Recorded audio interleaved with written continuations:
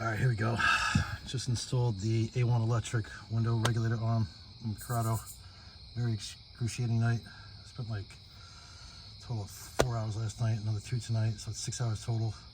Last night when I put this thing, lined it up, here's the bolt pattern for the motor. 1, 2, 3, 4, 4 11mm bolts. And then you got another 2 11mm nuts right there. 1, 2, this is the regulator balancing arm. Okay, here's the gear inside that goes up and down. Very, very annoying to get this in.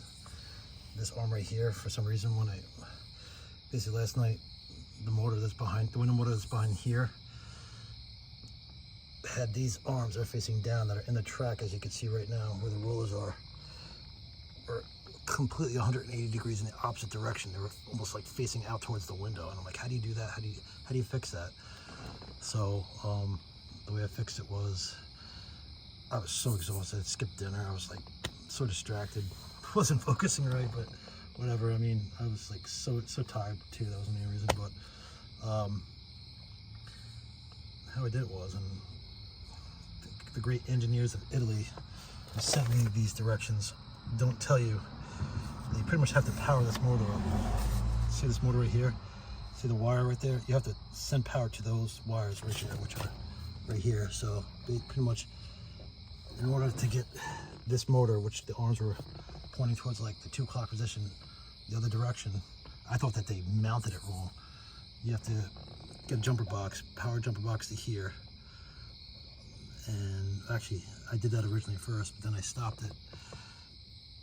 So, because, I don't know, I didn't have enough juice, then I just, pretty much I sent power to this motor by just plugging it back in here with the key on the accessory ignition on, and then I just hit the up-down switch to get this arm, which was pointing at the 2 o'clock position up here, to go downward. So I simply click this switch and hit the downward button, and that allowed these arms to go from roughly 2 o'clock and 10 o'clock all the way to roughly whatever 5 o'clock, roughly 7 o'clock position, 5 and 7.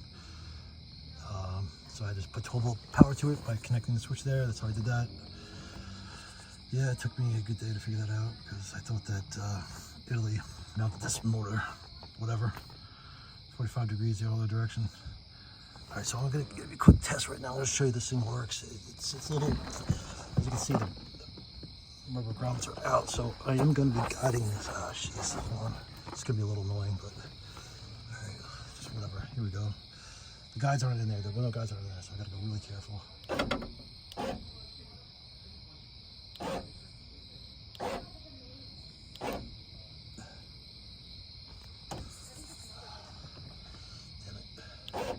Going. I gotta guide it a little bit better, guys. Sorry, hold on, I just gotta guide it a little better. Don't worry. This is.